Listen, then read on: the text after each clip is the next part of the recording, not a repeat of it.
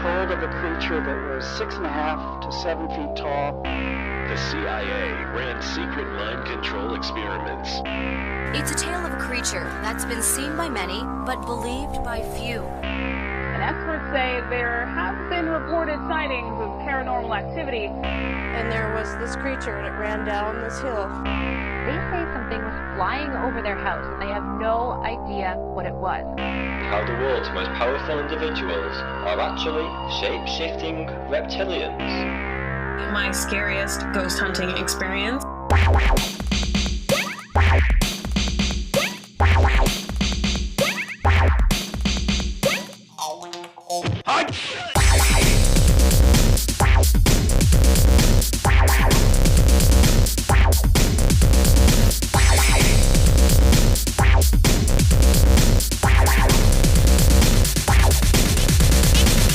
Thursday night, and the ghosts and ghouls and goblins. No, I sound like I'm introducing Halloween, and I'm really not trying to.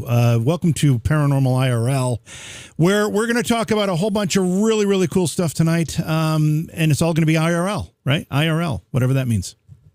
In real life, I do have to say that so for the people watching, I was not privy to the revamp of the opening, and the cricket swampy sounds. I was freaking out because I couldn't figure out where it was coming from. I thought I had a window open. I thought I had the audio's off on YouTube. The audio's off on Fox. What the hell's going on here? And then I finally figured out that you spent some time at some point and totally revamped the opening. That's pretty goddamn awesome. Yeah. Well, how did you do all those voices? Yeah. Right. Well, what I tried to do was the cricket thing that you're referring to. We had that static splash screen when we open, when we start the stream, right, before we start the show. And I felt like if people were to tune into that, they'd say, oh, this isn't live or something, because it's just static, it doesn't move, doesn't do anything. Right. So I thought, we got to do something where there's some movement so people know it's actually a live stream. There's actually live video coming at them. And so I made that little thing where it took our caricatures there, mine that looks rather normal, looks like I had a wisdom tooth pulled, and yours that looks like my pudgy Italian uncle. And I used them, and I brought some paranormal elements into it, and each one of the paranormal elements takes you off somewhere. So that's what I did. Yeah. Well, you freaked me out for the first 18 seconds of trying to figure out what the hell was going on. So that worked. That's funny. I didn't even think about that. You not knowing that was going to happen you might be looking, because you did have a cricket in your studio one night. Yeah, there was a night where you had a cricket in your cave. Your cave. You had a cricket in the cave, and you were looking all over for the damn thing. And I don't know if you ended up finding it or what happened, but no, I did not. He reproduced. We have like 90 of them now in the house. It's insane. Oh, that's nice. Yeah, but pretty cool. Well done. I liked it, and I love the articles and the people talking. Yeah, so that's really cool. That I took the Beyond Reality theme from my old Beyond Reality show. I took the beginning of that. So I didn't recreate it. I just took the beginning of it, and I added the articles and stuff because, one of when we talk about paranormal IRL, this whole IRL concept, there's news stories all the time about these strange phenomena, what we call high strangeness. There's stuff happening all the time. In fact, we're going to talk about some of that tonight with our guest, Mike Ricksecker. But there's high strangeness? Yeah, that's not my phrase. I'm not even sure. I think it was Rosemary Ellen Guiley. Yeah, that's kind of the I like it. Yeah, so we're going to talk about some of that with our guest Mike Ricksecker tonight. But these stories are happening all the time. I'm on a couple of alert, notification things where I get alerts every time there's some kind of paranormal. You're on some lists, all right. Headline in the news, and I'm constantly getting these updates. So there's a lot of stuff going on. So that was trying to convey that, and then of course into our kind of kooky, as one of your kids put it, looks like a fifth grader just got their first copy of Photoshop intro. So a little bit of the article stuff, and then a little bit of the fifth grader thing, which is about my level of skill. Awesome. Yeah. So I hope people enjoyed that. And we always vamp a little here in the beginning of the show as people file back into the show. Always good to see folks. We got a lot of them coming in. And whenever we have this guest, because I've had Mike Ricksecker on the show several times in the past, and he always brings a great audience. People love hearing what he has to say. He's written books about the Alaska Triangle, but also shadow people. And I'll tell you, the subjects like that just capture people's imaginations. And there's no better person to talk about this stuff with than Mike Ricksecker. And when we bring him in, he's just a wealth of knowledge, and not just knowledge, but experience. He's gone out and investigated this stuff. He's done the ghost hunts and the shadow people hunts, if you will. You know, he's been in the field doing this stuff. He's not just somebody with theories who writes books, although he has theories and he writes books, but he does the practical work as well. Yeah, I had no idea that there was a Bermuda Triangle of Alaska until I was researching him for the show, and I was like, what the hell is this all about? Yeah. And I can't wait to ask him about that. I know nothing about it, so I hope that he can talk to me like I'm a third grader, so I'll understand it. But and also in the cave here, I had to work on my racing lawnmower and the fuel system, so it's heavily fueled out in here. And so if I really get goofy and start saying weird shit, it's because I'm high as a kite on fuel fumes. Oh, well, I mean, that may ground you more than usual. I don't know. Could have the adverse effect or the opposite effect for you. Lord knows that in normal cases, you're kind of whatever you just said. Let me just give you an idea of who Mike is if you're not familiar with him. He's a best-selling author. He's got books like Alaska's Mysterious Triangle, A Walk in the Shadows, A Complete Guide to Shadow People, and many others on the paranormal, all sorts of topics. He's appeared on many television shows, including Travel Channel's The Alaska Triangle, Animal Planet's The Haunted, and many others. Mike is an Amazon best-selling mystery author as well. He's got a couple entries to his Chase Michael DeBarlow private detective series, and we'll talk about that a little bit as well. So, once again, I'm really pleased and honored to have Mike back with us. Mike, welcome to the show. By the way, I have to tell people, one of the things we're kind of used to when we bring guests on the program is I've been in radio 35 years, so I tend to feel pretty confident about my microphone, my board, all these things. Mike comes on. It sounds like the voice of God coming at me out of nowhere. He's got like the best sounding mic and setup there. This is God speaking to you. Exactly. Hey, Mike, welcome to the show. Great to have you back, by the way. Thanks, JV. Always great to be on your show. And Britt, great to meet you. Nice to meet you, Mike. You're gonna get a healthy dose of Brit tonight, just for warning. That's great. It is great. It is great. So what have you been up to? I mean, it's probably been a year and a half since you've been on the show, Mike. What's been going on? Yeah, it's been a little while. Since the last time I was on your show, Alaska's Mysterious Triangle, my latest book. I published that back in October. That was, really kind of, a compendium of information that I'd put together and things that I even learned being on the Alaska Triangle television show.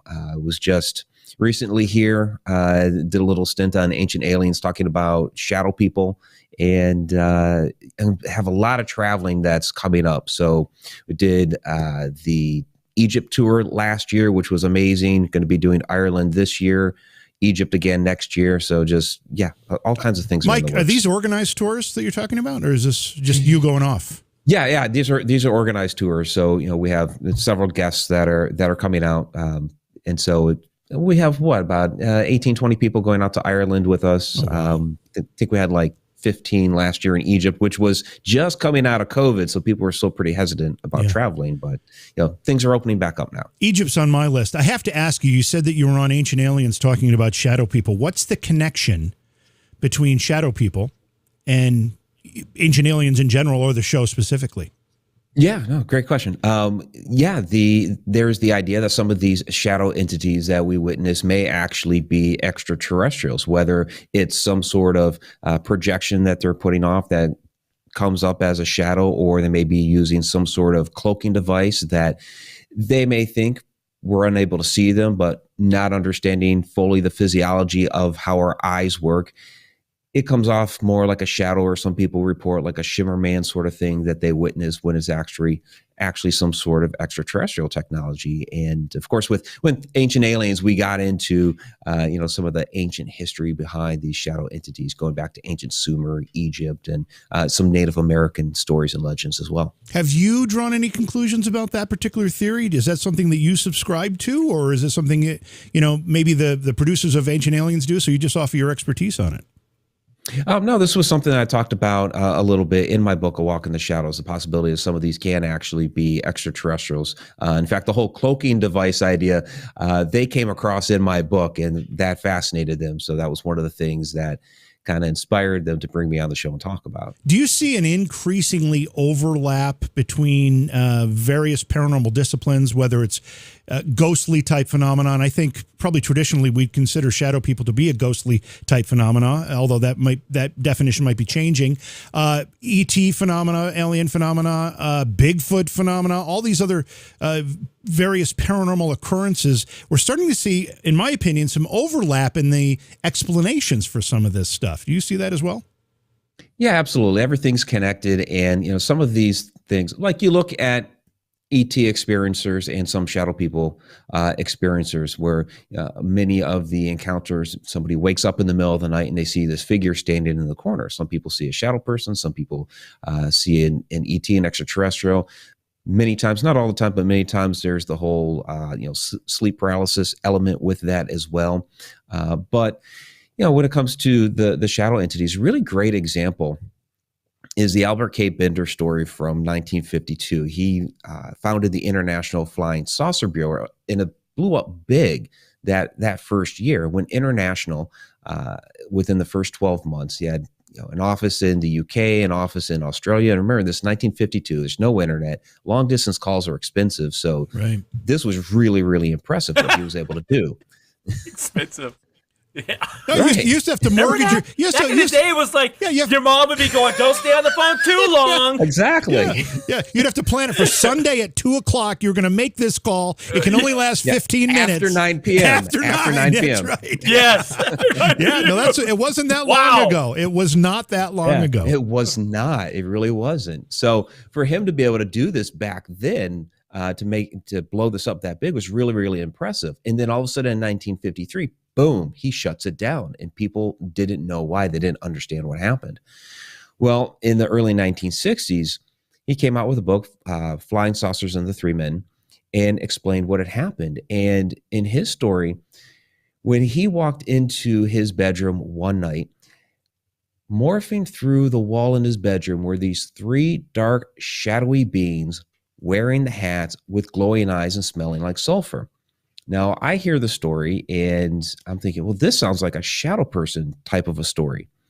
He said in his explanation that these were extraterrestrials. They were warning him off of doing all of his research, that they were harvesting resources down in Antarctica over a period of 15 years, and they didn't want him saying anything about it until after they left. Other people hear the story and they say, well, these are the men in black. So it's almost like, whichever lens you're looking at the story through, that could be applicable, whether it's paranormal, ETs, men in black, are they one and the same thing? Mike, you mentioned in that particular example that he saw figures with hats on. Of course, we have this whole new, I don't know if it's new, but we have this whole subcategory of visitations and sightings of Hatman. Is it your belief that Hatman is a subset of shadow people, or is it something very different? Well, it's a type of shadow entity. It related somehow, some way, shape, or form, because they all are, but they're really kind of all different things. But what's interesting about the hat wearing entities is that they're all different styles. So somebody may see a hat man wearing a fedora, another could be a top hat. I've heard of a story of one wearing an archer style hat, which was really fascinating. There's even an interesting story about Walter B. Gibson, who under the pseudonym Maxwell Grant had written the old noir shadow stories, The Shadow Knows. And in his old house in Greenwich Village, after he moved out, people were seeing a hat-wearing shadow entity. And they thought, it was a ghost. Or some people ascertained that, maybe it was the spirit of a Civil War, or not Civil War, a Revolutionary War soldier or something like this. Well, Gibson and also John Keel chimed in on it and said, no, actually what it is a thought form that Gibson had put so much energy into writing his shadow character that it actually manifested as a sentient being in his house. So now you have a completely different type of entity wearing a hat. That's kind of the same genesis as Slender Man, isn't it? Yeah, it's very, very similar to it was fiction. Slender Man concept. Yeah, it was fiction, and it seemed to manifest, at least according to some reports, manifest.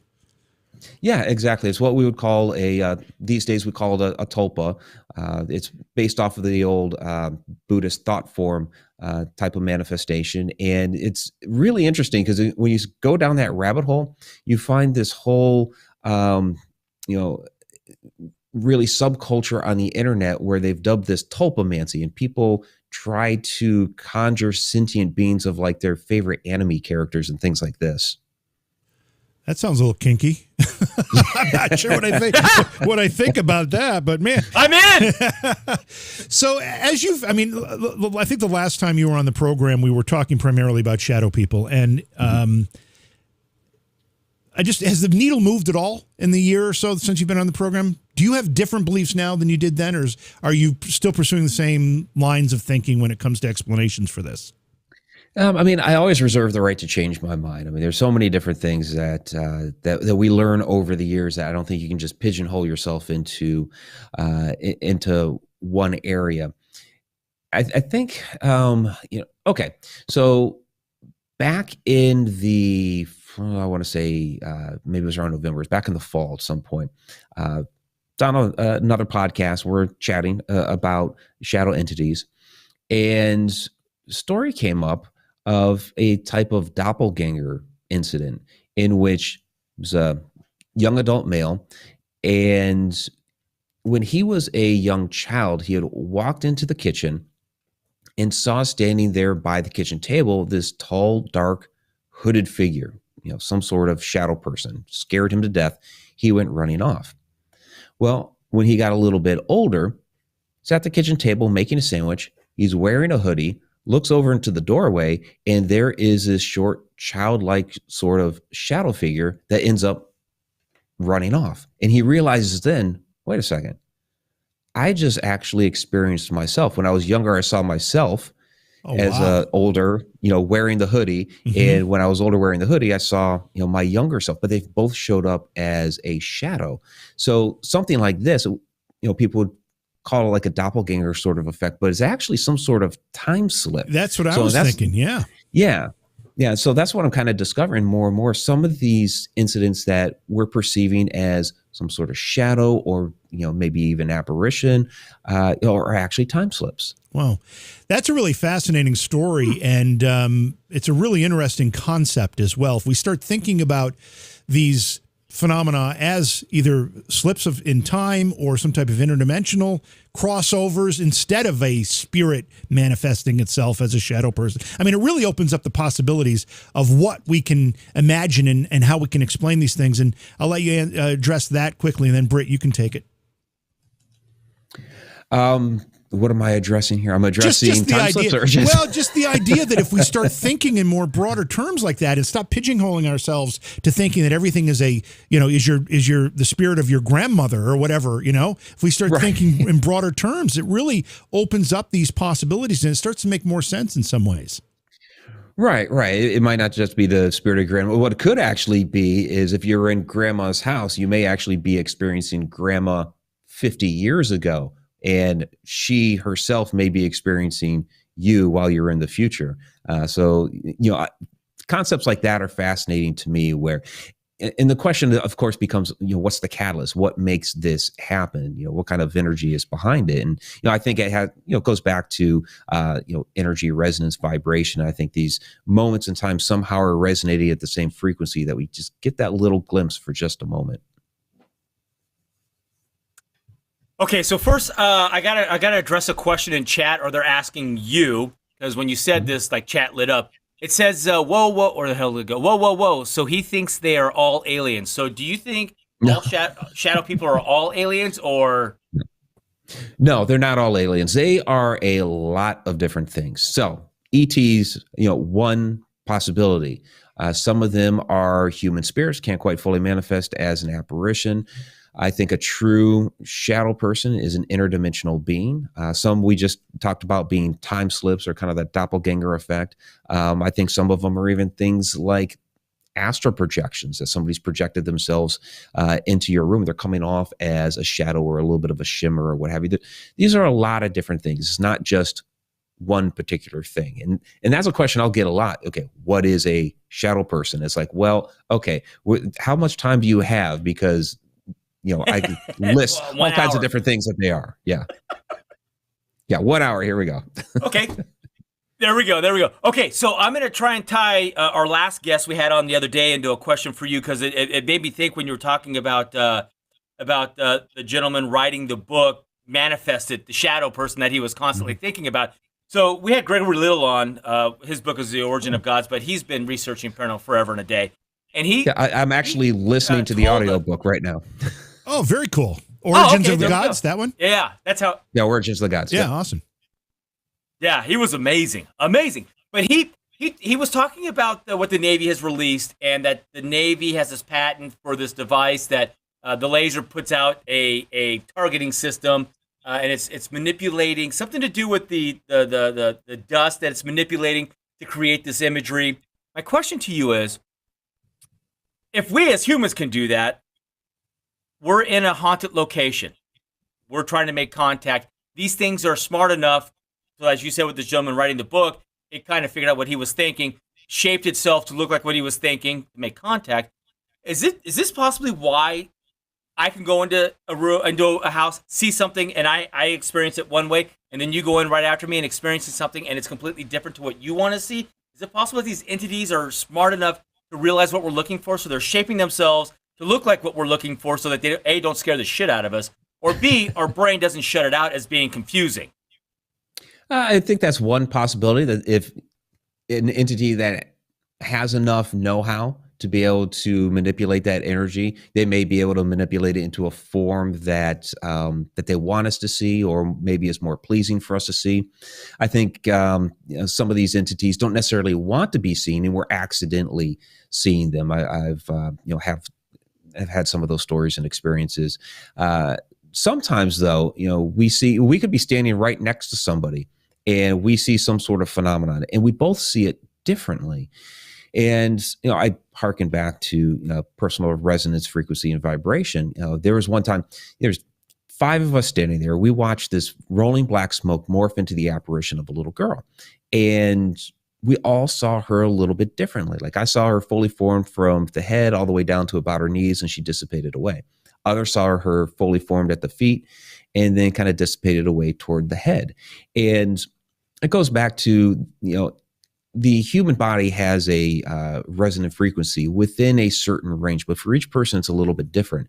And that particular entity also has their own energy about them. So if we're all vibrating a little bit of a different frequency like that, we're going to be seeing things like apparitions, shadows, and all this other phenomena a little bit differently than the person standing right next to us.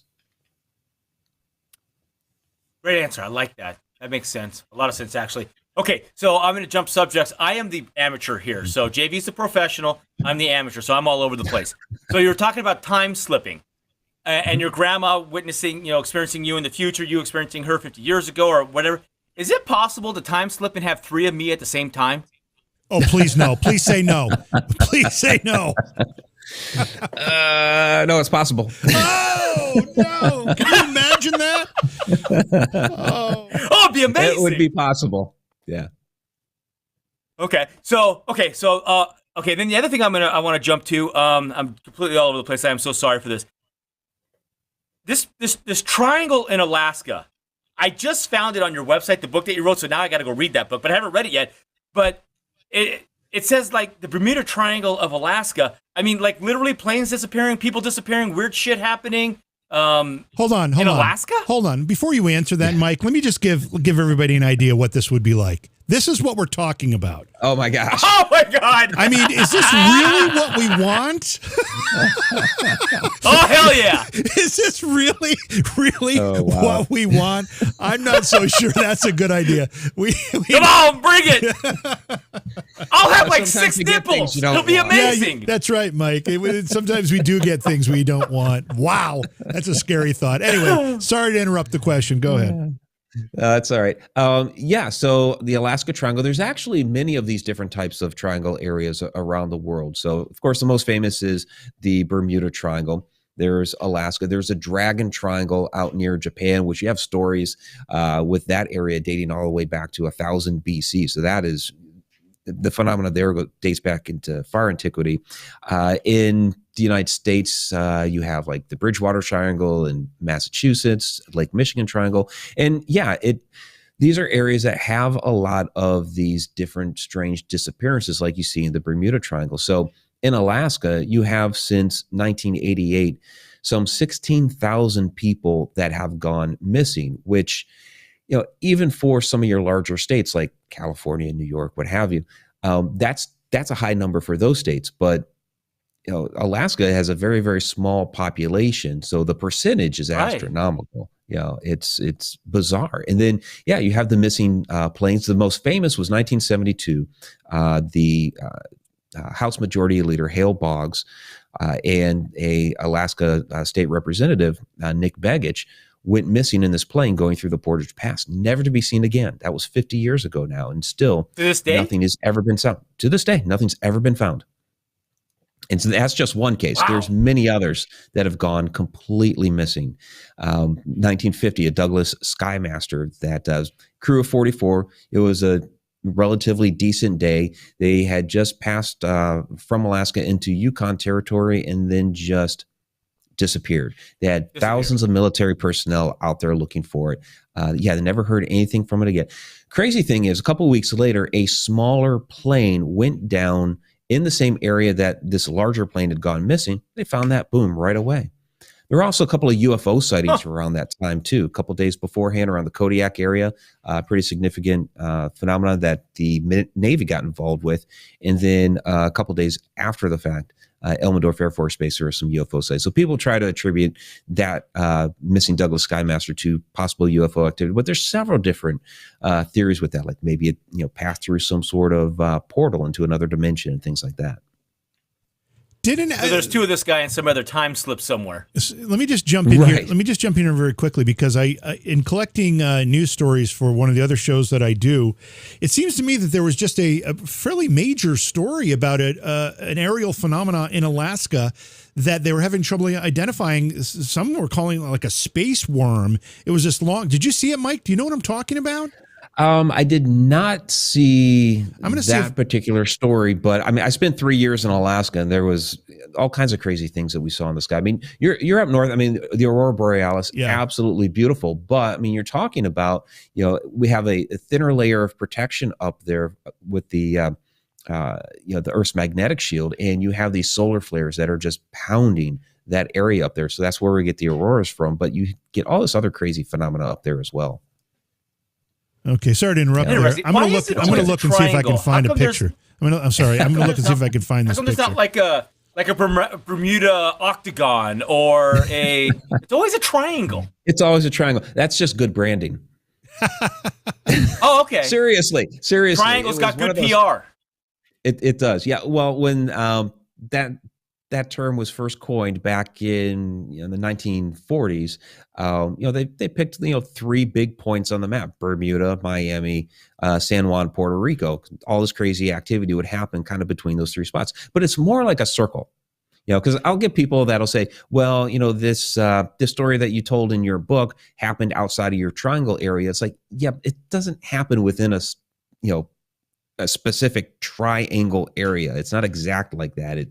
When you talk about triangle-ish. Well, when you talk about magnetic phenomena, which is really what this comes down to, take your magnet that you might have on your refrigerator or what have you. It's not in a perfect rectangle like that. It's more of like a circle, like a globe.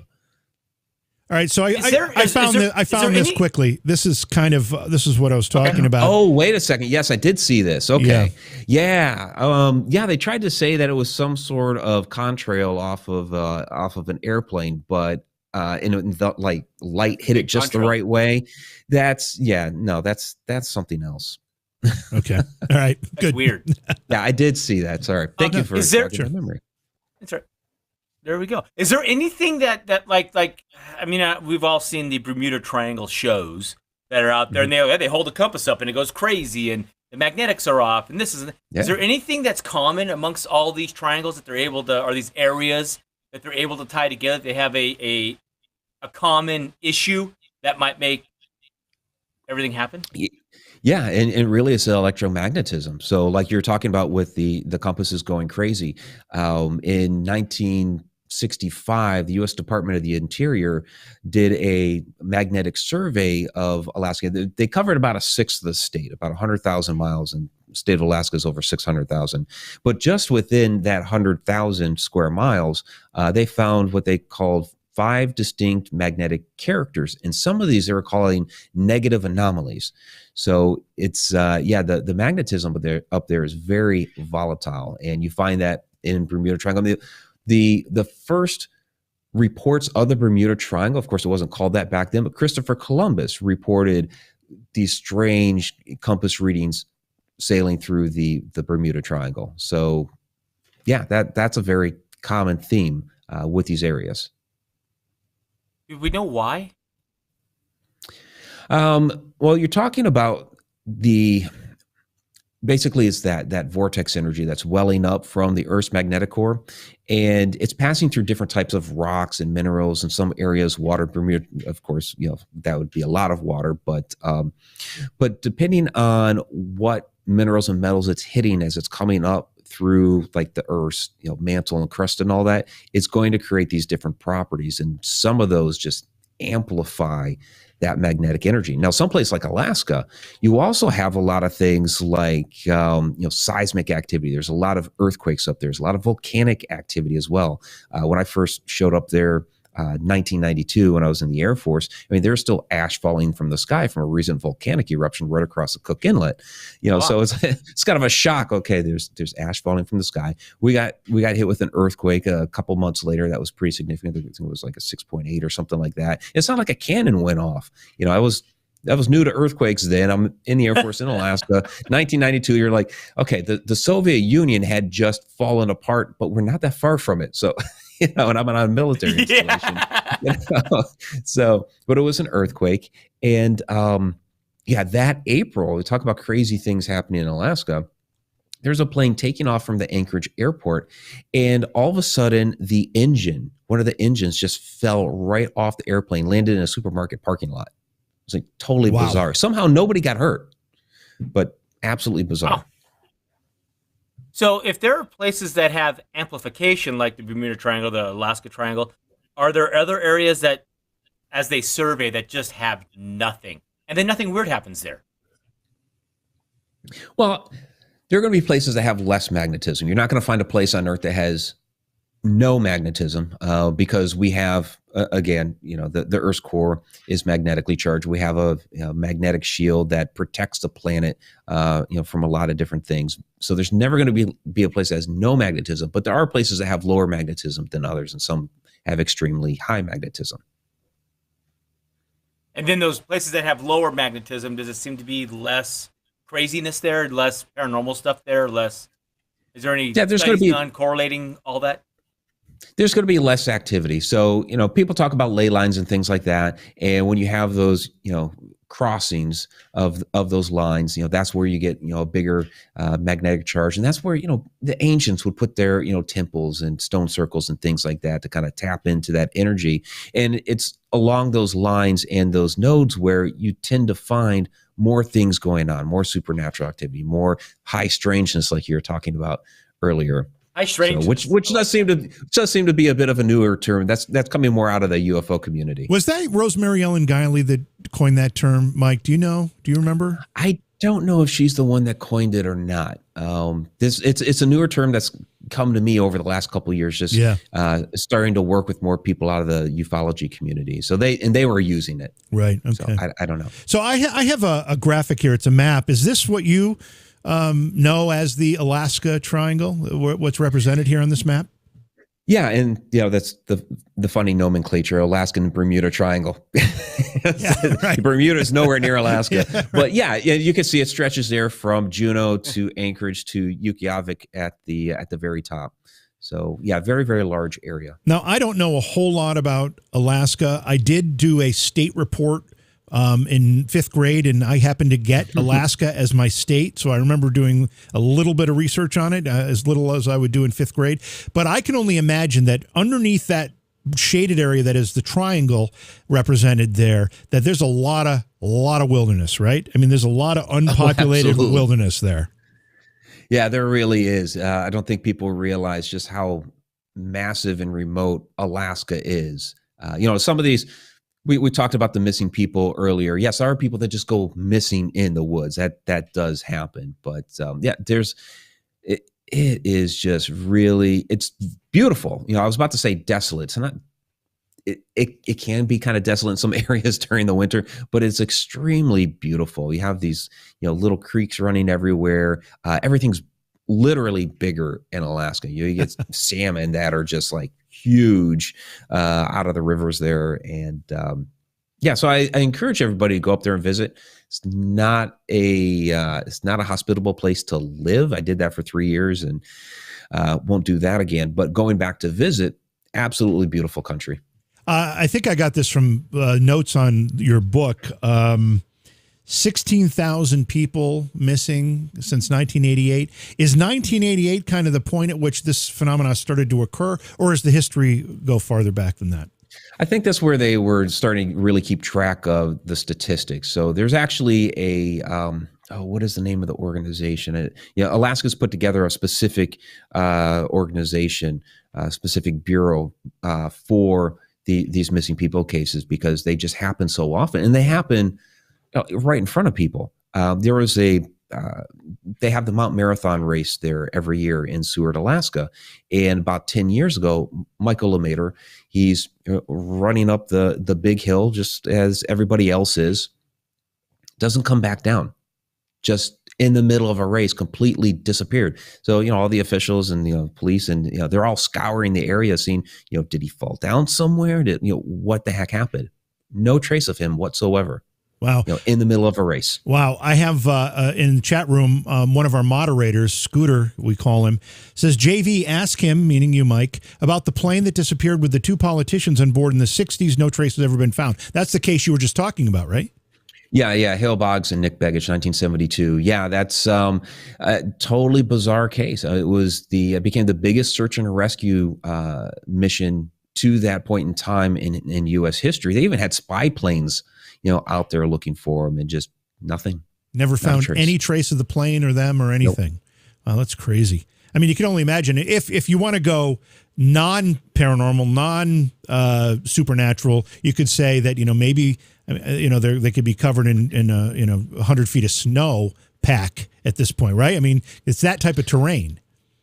At this point, yeah, but other planes had gone down in that area, the Portage Pass, and of course, while they're dealing with that wreckage, they're keeping an eye out for the Boggs Begich plane, right, and just nothing. It's crazy. Now there are conspiracy theories, of course, about because Hale Boggs had consented against the Warren Commission, which was that's right. I remember that. For the JFK case, and that's right. So there's some conspiracy theories there about.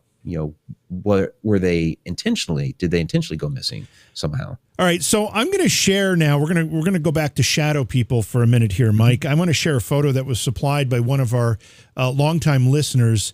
Steph in our chat room shared this. First time caller. Yeah, shared this photo, and she wants kind of your opinion of it. I don't know if I can give you the full background on what happened here, but apparently they had just gotten home. I'm reading this from the chat room. They had just gotten home, and her daughter saw this figure and snapped a picture of it. I know there's not a lot of information, but what do you see there when you look at that picture? Well, I mean, you definitely see the difference in color there, through the doorway. So, yeah, I mean, just initially looking at this, I mean, there's a distinct cutoff there right within the frame, within the window frame. So, that I would be looking more for, like, if it was in front of the door, that sort of thing. Yeah, it's hard to tell with something like that. It is, because you don't have much information. I mean, that's kind of there's not a lot to go on there. I mean, looking at it quickly, it's obviously it's a humanoid figure there in some fashion. Yeah, you see a head and a form and all that. But just the fact that it's kind of perfectly within that frame, that's where I would want more information, right, and try to go there and recreate it if possible. Yeah, so she's saying it's not a fake. No one's saying it's a fake. It's just a question of how it's interpreted, Steph. I mean, and I have to ask Steph, if you'll answer in chat, is this from the outside of the house looking into the house? Like, is the interior of the house behind that door, or is it in the house looking outside, looking to the exterior? The exterior is on the other side. Because I don't know, unless you guys can tell. I can't tell. This is the hard thing with photos that are just handed to us, and particularly when we're all at events and someone comes up and says, "I got this photo. What do you think?" And it's like, I wasn't there. I don't know. You're the one that's investigating. What was the humidity? What was behind it? Did you try to debunk it? Did you? We weren't there, so you're putting a photo in front of us, and it's hard for us to give any form of an informed opinion on it, whether it's fake or real or something in the middle. We're not there, and we don't have the data set to be able to draw a conclusion from. So it puts us at a disadvantage. And then if you say the wrong thing, and it's like, well, I don't think it's kind of, they lose their shit on you. So you got to be careful what you say, and it's which is why I don't really look at photos. When people come and go, "Hey, can you tell me?" I don't know. I don't. You can definitely see a change in. Yeah, you can definitely see a change in color in the photo. Absolutely. But yeah, without more context, I'll have people that just, they'll put a circle on a photo in the woods, and it's like, okay, I see trees, and they're saying, do you see that guy there? And it's difficult. Or reflection photos, it's like, okay, I see something, in the window, but it could be reflective, and I have no idea what's behind the photographer in those cases. So yeah. So you don't know because you're not in the situation. Yeah, it's a great picture, Stefan. As long as they're not showing you accidental nudity. It's a great picture, Stefan. Thank you for sharing it with us. But as Britt pointed out, it's almost impossible just to take a picture without any other information and not having been there when the picture was taken and all of that, and really completely understand what's going on. But it is certainly interesting, and thanks for sharing it. By the way, I just wanted to show folks, there's a couple of Mike's books, Alaska's Mysterious Triangle and A Walk in the Shadows. Tell us about are you still doing the fiction? Is that still a project for you? Yeah, it's been on the back burner for a while. I do have the 2 fiction books out, detective novels, and from time to time, I've kind of revisited that a little bit. Like I took that detective character, and I was doing an online web series for a while where I was putting him into more of a paranormal role, and I had a really good illustrator, Adam Tiller, who's done some artwork for my books in the past, that was working on that project. But that was a good maybe 5 years ago now. So every once in a while, I'll kind of dust him off and bring him back up. When you need some sanity, right? When you need some escape from this high strangeness that we talk about all the time. There's been a lot made, Mike, of disclosure. We're getting drips and drabs of information from the federal government about their UFO surveillance projects and other types of projects that had been denied for many, many years, and suddenly they're starting to give us little bits of information about it. What do you see going on here? Do you think there's a lot more to come when it comes to that, or do you think that what we've heard is pretty much all they've got, and the rest of it is just people speculating? Well, when they released that report last June, everybody was really amped up. Are they finally going to disclose some information to us? And there are a lot of us that were skeptical about. No, they're not going to tell us anything. And they didn't. Some people considered it a win because they didn't deny everything either. They said that from their range of time, they had these cases that they could not explain. I was disappointed in that because they went back to the early 2000s, and I'm kind of left scratching my head like, wait a minute, we had Project Blue Book there for a number of years that still has 700 open cases. Right. That was not mentioned at all. They're kind of making it out like, well, we've only been studying this phenomena since the early 2000s. Like, no. You guys have been studying this for decades.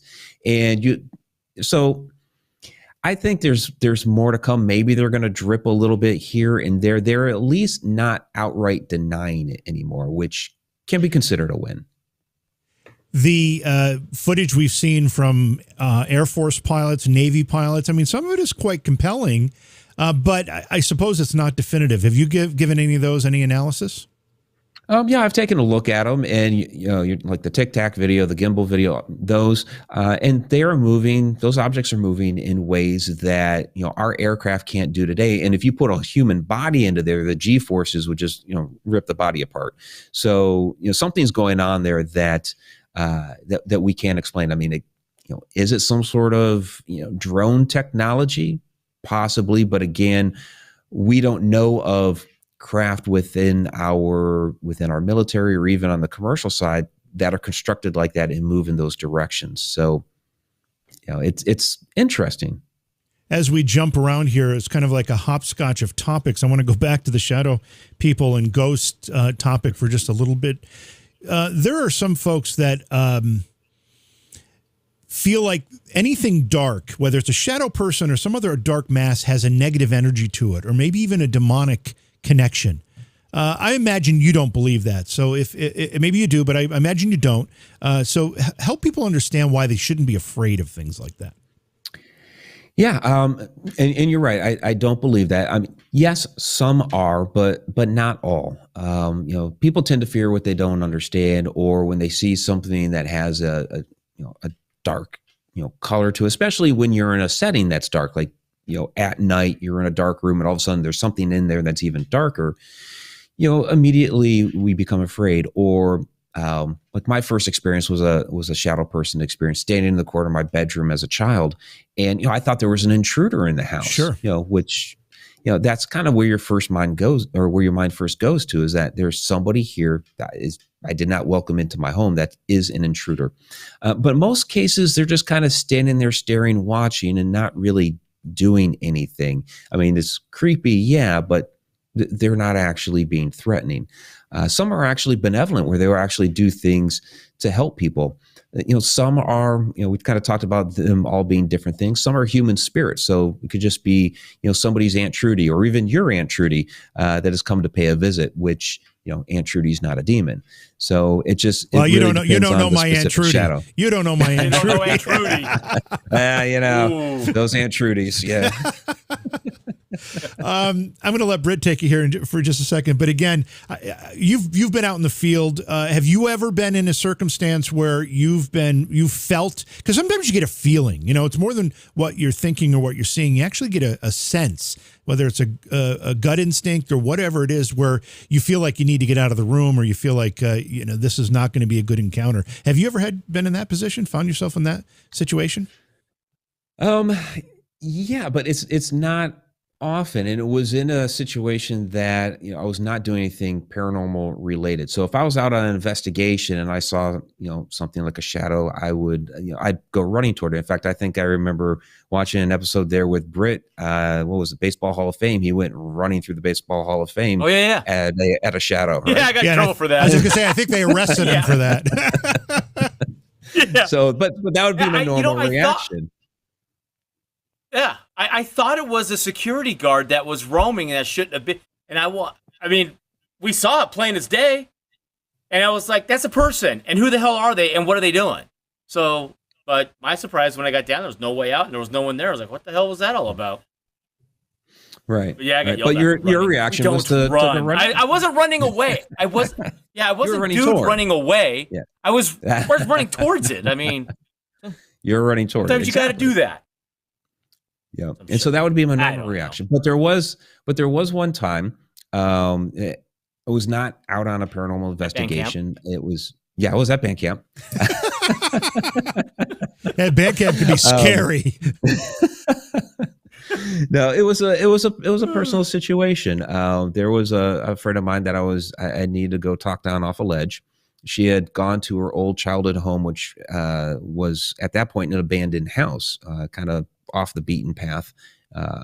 It was down in Salisbury, Maryland, up against these very dense woods. It was a very kind of dark area, and she had parked her SUV behind the house. So I went down there to go talk to her, parked in the driveway. I went to her car, and we're sitting there talking for a while.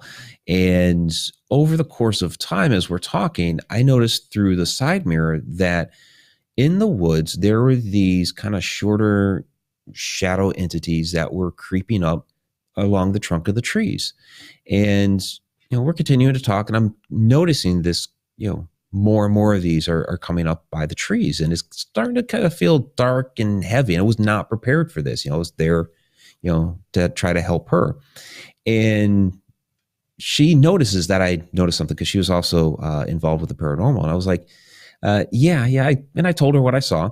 And again, keeping an eye on it while we continue to talk. Well, one of them decided to approach the back of the SUV. And at that point, I'm like, maybe we should go ahead and get out of here. This is not what we're down here for. We're not prepared for this. Let's go ahead and go somewhere else to talk. So she agreed to that. I get out of her car to go back to mine. And I didn't run into that shadow that came up to the SUV, but I did see, still along the trees, these shorter shadow entities near the tree trunks. And as I'm walking back to my car, I look up at the tree tops, and there was this, I can only describe it as like a living spider web, because it was white and kind of slinked through the treetops. It's like, okay, yeah, that's good that we're getting out of here, because I have no idea what that thing is up there. Yeah, So, I don't know that we got out. I don't know that I've ever heard anything similar to that. Have you researched it since to see if other people have similar stories? Well, in that area, no, I haven't heard any similar stories like that from that area. I have as far as like things people have witnessed in the wood. Yeah, other people have witnessed, shadow entities and things like that in the woods. The white silky living spider web sort of thing, people report like white mist and kind of amorphous sort of manifestations, almost like, maybe ectoplasm or things like that. People also report that as shadows, that you have this amorphous kind of shadow smoke sort of thing as well. So, but yeah, not in that like specific area though. Go ahead, Britt. Interesting. So since we're talking a lot about shadow people and shadow things, I think this is an appropriate time to say, if you go to paranormalirl.com and click the merch button, there are quite a few shadow people t-shirts on there for sale. And if you buy one, it helps. Oh, there we go. It helps support us and the amount of money that it costs for the software that we have to rent every month and whatnot. So please go to our merch site and help us where you can. And they're nice premium t-shirts. Oh, did I say whatnot? Yeah, you did. I was trying not to. Jesus. But the premium t-shirt from Teespring is actually really nice. So, Mike, you're having this heavy conversation with this friend of yours, and it sounds like the problem was her side. So, have you found that when people are having mental stress, whether it's relationship, children, just mental stress, that activity picks up? Like it's almost like it's going to kind of take advantage of that person, or you for that matter? Because I've always said, if you're mentally off or drunk or on drugs, don't go do this, because you're just going to be open to really bad shit. You think that maybe they were feeling that energy and that intenseness and going, we might have an opportunity here? They very well could have been, because she did have a very strong energy about herself, and she was an intuitive, so she was already kind of like more into that side of the supernatural anyway. So it's very likely that if she's, because we talk about like psychics, intuitives, and things like that being kind of like a beacon for the spirit world. So if she's out there kind of shining like that beacon, but they see it's a vulnerable sort of beacon, then it could be something that they were approaching like, yes, maybe this is an advantage or a situation we could take advantage of. Yeah. I mean, that's really all. You got any more, JV? I know we're coming up to the end of the hour. Is there anything? I do want to ask Mike about his current project. I mean, he's done a lot of TV appearances. Is that becoming taking up more of your time, Mike? Are you doing more of that stuff? It is, actually. So we talked about Ancient Aliens earlier. A month ago, it was The Unexplained with William Shatner.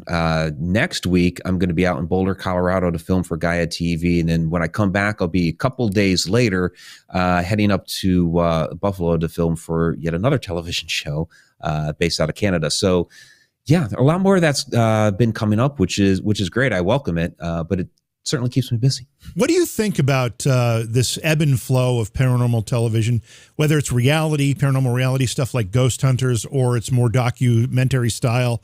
I mean, some of them get it right. Some of them kind of exaggerate. What do you think it does for the field in general? You think on whole it helps? Well, I think one of the great things that it has done for people over the years is it's a couple of different things. It's gotten us to talk about this phenomenon. It's helped people realize that, hey, I'm not alone in this. There are these other people out there that are experiencing this activity. And so more and more people have been coming forth with their stories and sharing their experiences where, you look, 25, 30, 40 years ago, if you talked about this sort of thing, then you were shunned, you were made fun of. 50 years ago, you may have been thrown in a straitjacket and locked up somewhere.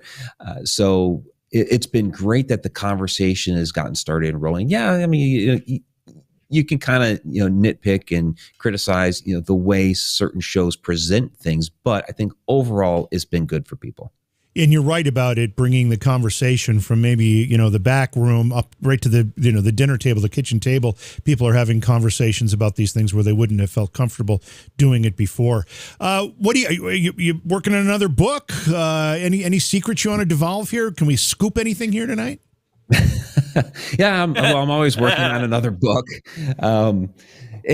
The next book that I'm working on is called Connecting the Universe, where connecting a lot of this different phenomena to ancient history, the inner workings of the cosmos, and this sort of thing. It's kind of piggybacking off of, I have an online learning site called connecteduniverseportal.com. And so there we explore a lot of kind of the more esoteric types of knowledge. I have courses out there on like ancient Egypt. I do have one on shadow entities, but we explore some of these deeper topics there, and so that's what this new book is going to be about. You were doing a podcast. You're still doing that. You are doing a live streaming series. You have I'm trying to remember the name of the media group that. Yeah, it was Haunted Road Media. You do Haunted Road Media. Yeah, that was the book publishing company that I've had to pull back on that a little bit. Still, a couple of books. There's only so many hours a day, right? You really are. So, but I had my. But I took on some bigger projects. So like, Haunted Road Media, there was also the YouTube channel where I put out like some 700 videos, and they were shorter ones, but I got into some bigger film projects. I released last year the Shadow Dimension docuseries, which is running on Tubi TV right now. So that's been a pleasant success. I'm working on season 2 of that right now as well. And what else I have going on? So the live stream show that I was doing, Edge of the Rabbit Hole, I did that for over 6 years. I had to shut that down because, again, just too many other conflicts with my schedule right now. Yeah. But but I still have part of the Connected Universe portal is a Wednesday night class that I live stream for those members.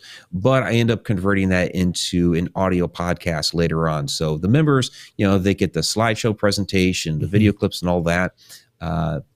And then I have the audio podcast that's presented later for the public side. So I'm still doing that. Oh, that's great. People can find all of this and all of your whereabouts and what you're doing up to at your website, Mike Ricksecker, your name.com. Is there any other place that you'd send folks social media or anything? Yeah, MikeRicksecker.com, ConnectedUniversePortal.com, and then everything about the Shadow Dimension is ShadowDimension.com. You can find me all kinds of social media, so Facebook, Instagram, Twitter, all those places. Great. Mike, it's always a pleasure having you on the show, and I love your perspective on this stuff. Thanks for doing great work, by the way. That makes it easy to talk about it. And keep us in the loop. Let us know what you've got going on, because we'd love to have you come back soon. Absolutely. I always love coming on your show, JV. And Britt, again, great to meet you. I enjoyed the conversation tonight, guys. You want to see 3 Brits one more time before you go? Oh, my God. All the Brit you ever wanted. Yeah, and more. Believe me. All right. Thanks, Mike. Good to see you, buddy. We'll talk to you soon. Thank you. Thanks so much. Oh, man, that was great. I can't imagine having to see 3 Brits all the time, though. I mean, seriously. Hey, I love it. I love the idea. I could get so much done. I could get so much done. So much. You'd be too busy looking at yourself, watching yourself.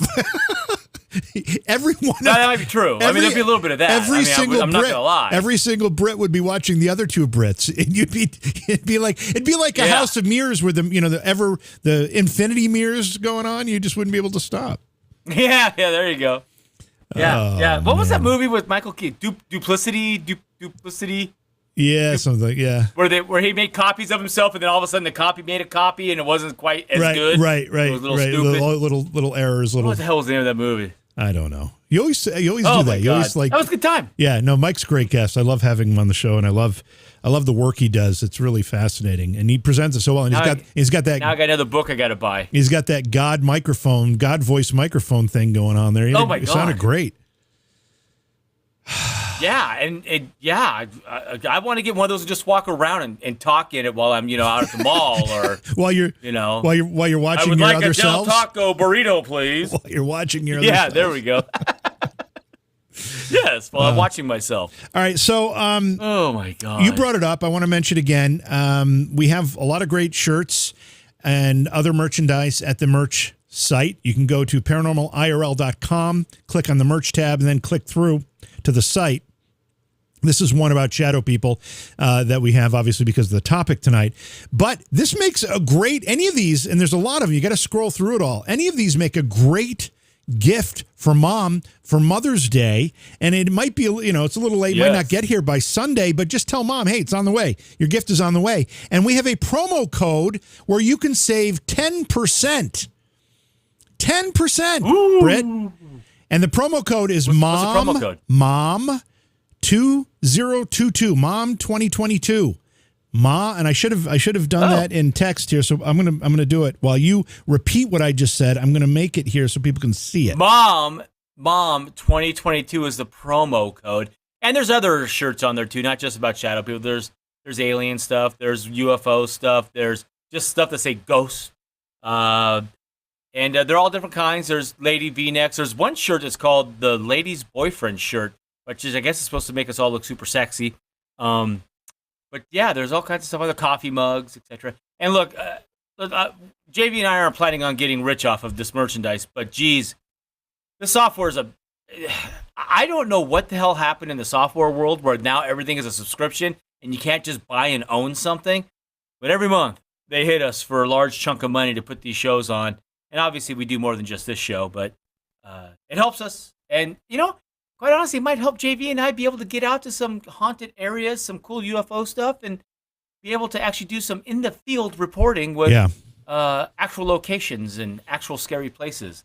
And, I can make JV poop his pants when he gets scared. Well, that would make for interesting video, wouldn't it now? That would be a great live stream if you could make me poop my pants. Because I don't even know what you just said. The promo code is Mom 2022. Mom 2022. It's a 10% off promo code if you go to the easiest way to get there. Paranormalirl.com. Click on the merch tab, then click on the shirt. It'll take you right to the store where you can find all that stuff. I want to go back and I want to talk about Steph's picture a little bit because I don't want. Here's the bottom line with this picture. It's fascinating. It's very interesting. But there's no way anybody here on this panel or any true paranormal analyst who takes an objective look at this is going to be able to tell you what it is and how it was made. There's just no way anybody looking at a picture with the little bit of information we have is going to be able to draw a conclusion. So don't be offended by that. Don't think that we're saying it's not something. We don't know what it is. That's the bottom line. We just don't know. We don't have enough info. Right. We need more data. And I don't know if you can even get it. We have to be there and investigate. That's exactly it. I don't think you can actually convey, to use a Jen Psaki word, enough data. I think the only way we can really do it is if you're there, or if you had a video, that was rolling at the same time, that would give some additional information. There's a whole bunch of things. So just don't feel like anybody was discounting the legitimacy of it. It's just nobody can tell. You can't tell by looking at a still photograph. I do want to bring up something else, Brett. You need to explain this. Intensiveness. This was a word you used just a little while ago tonight during your discussion with Mike, and you said intenseness. What's wrong with intenseness?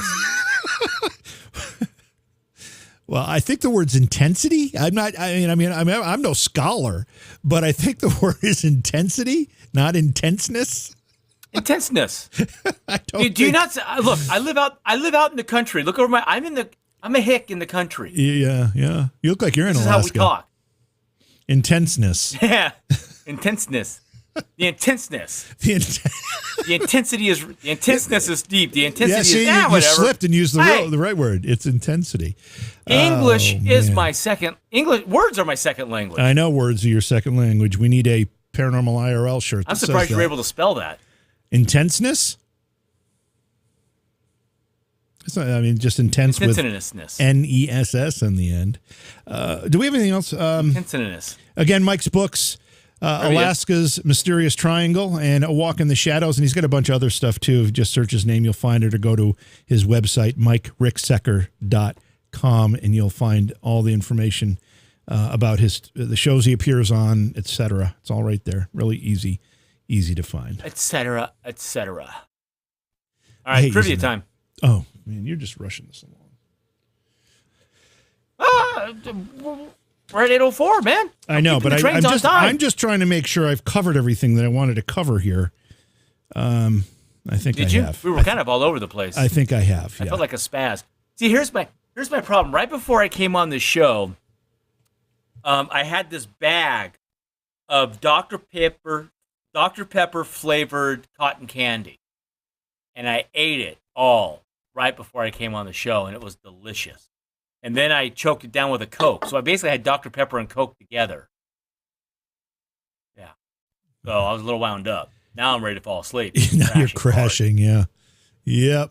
I need Dr. Gregory to give me a little of that fly meth he was giving out. Hold on, Steph, I'm not saying you came across as upset. I'm just trying to make sure everyone understands that when we look at a still photograph and people are looking for some kind of validation, there's just absolutely no way anybody on a program like this looking at a still photo without any other information other than the anecdotal information given to us by the person who supplied the photograph, which you did.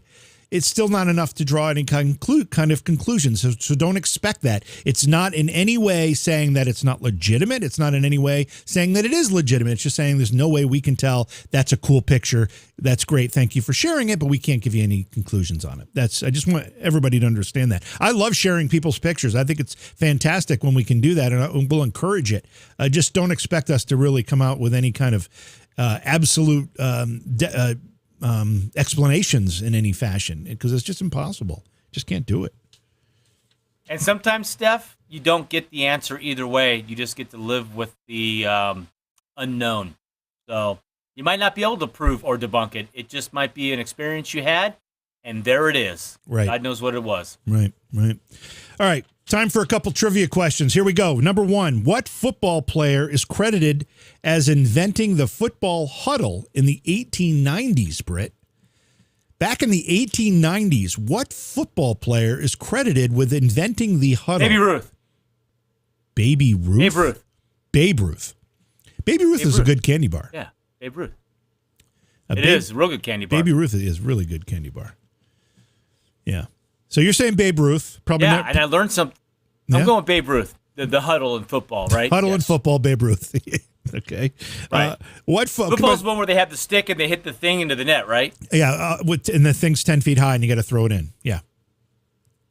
Right, okay, yes, with the stick. You got it. Yeah, Gene, Ruth. yeah, he knows Babe Ruth was a baseball player, Gene.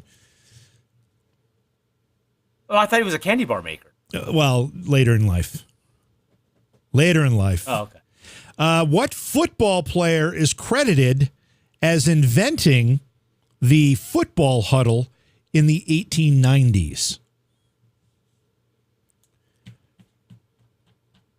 Is that I wonder? No. Yeah, it may have been the guy that they called him the Gipper. What was his name?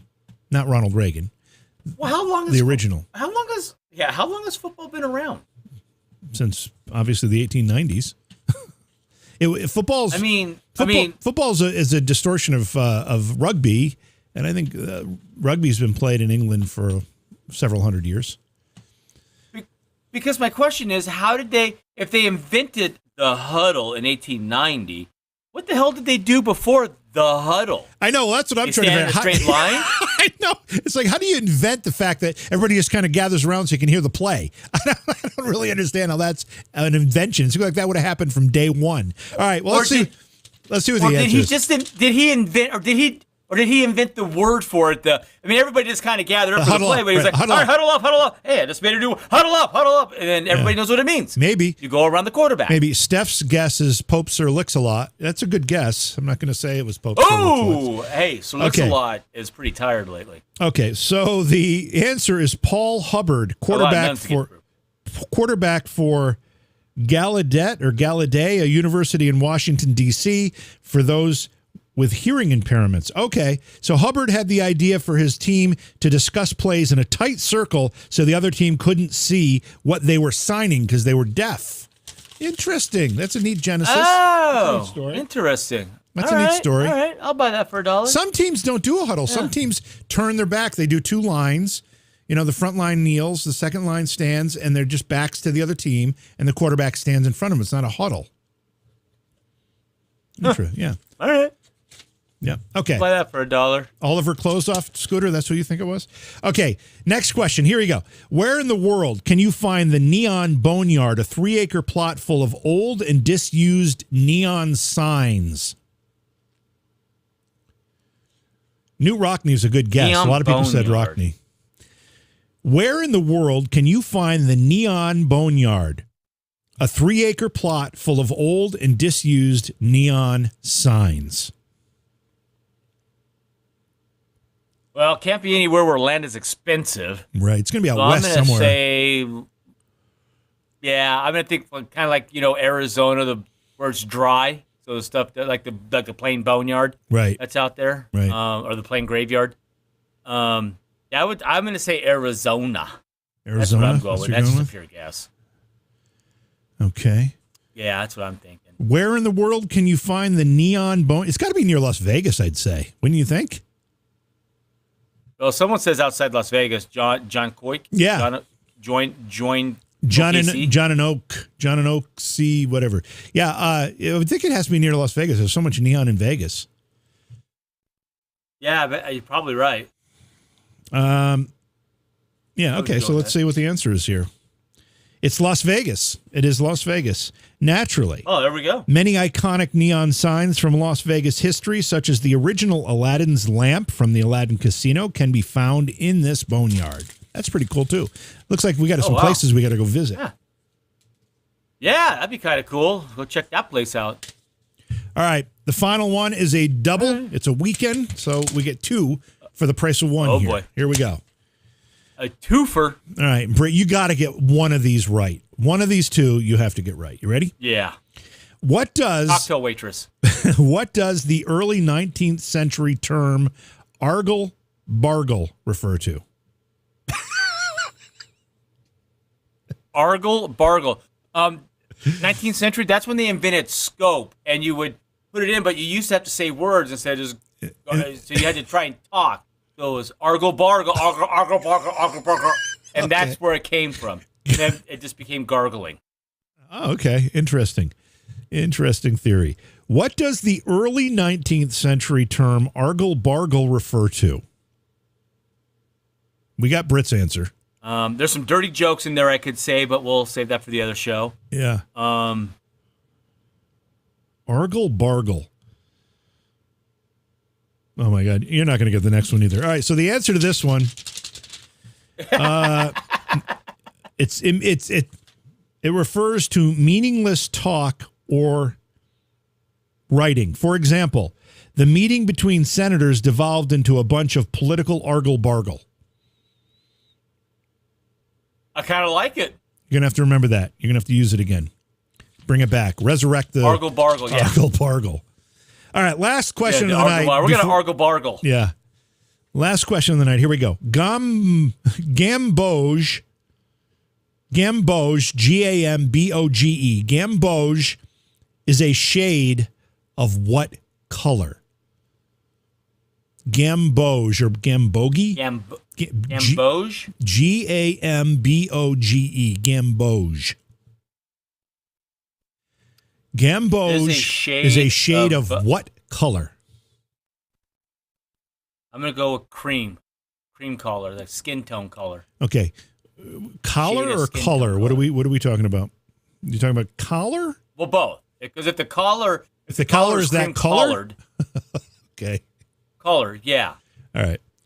Once again, the question is gamboge, and I'm probably pronouncing it wrong, is a shade of what color?